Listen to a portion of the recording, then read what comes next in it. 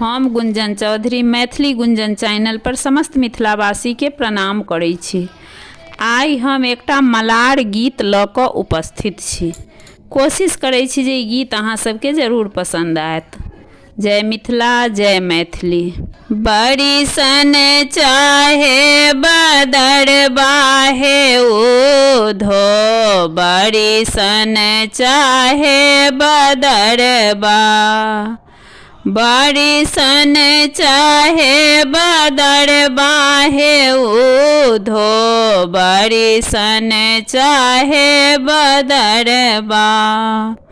खन बड़ी से खन गर्जन लागे, खन खन बहाए बयर बाहे उधो, बड़ी सन चाहे बदर बा, बड़ी सन चाहे बदर बाहे उधो, बड़ी सन चाहे बदर बा।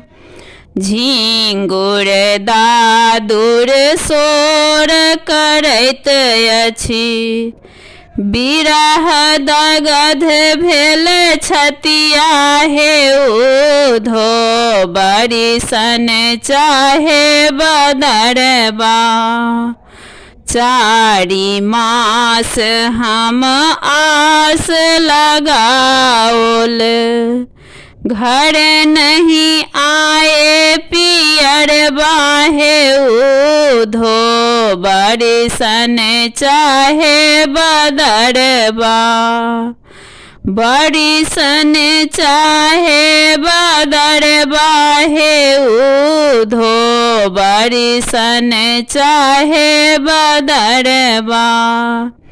सूरदास प्रभु तुमरे दरस के, घूरी फिरी करत निहर बाहे उधो, बड़ी सन चाहे बदर बा, बड़ी सन चाहे बदर बाहे उधो, बड़ी सन चाहे बदर बा।